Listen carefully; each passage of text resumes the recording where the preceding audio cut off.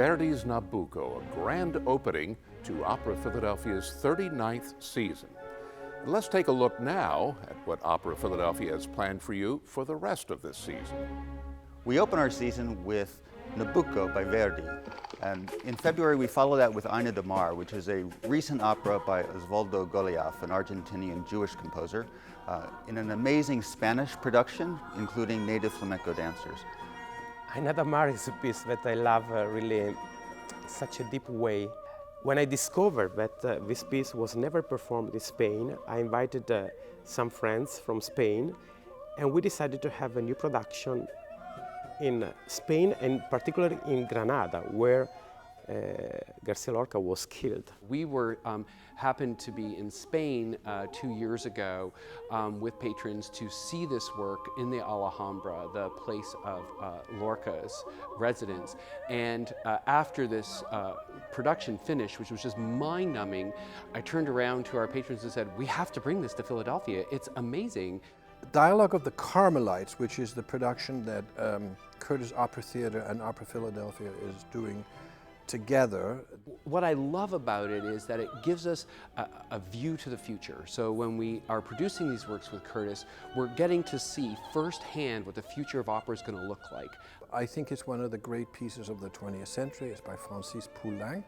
Dialogue of the Carmelites is about the slaughter, the execution of nuns during the French Revolution, and it ended up being a real calling card for have we gone too far? It has probably one of the most moving / terrifying scenes in all of opera.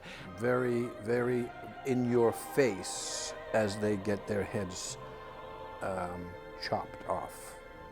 Don Giovanni is Don Juan in operatic form. It is both a story about a lot of sex. It's a story about power. It's a story about redemption.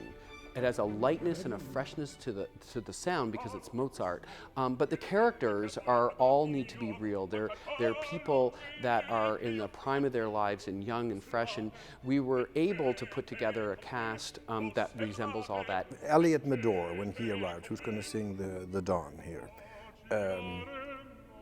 What did I see in this kid? He came in, you know, big old baggy pants, his hair was all over, and then he sang.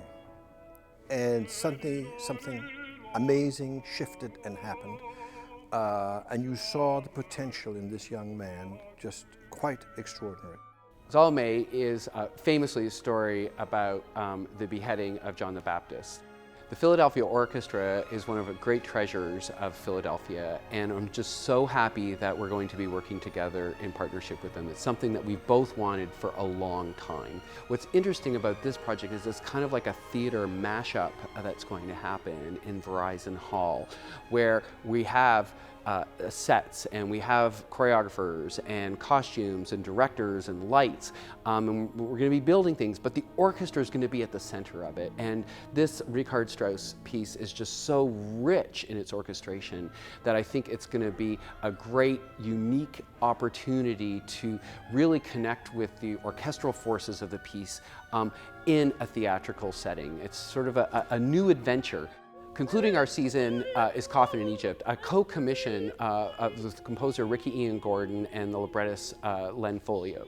What this opera, I think, is a real opportunity is Frederica von Stade is coming out of retirement because this opera is being purposely written for her.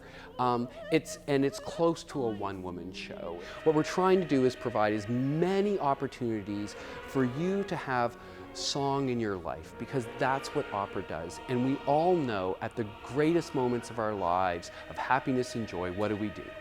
We sing.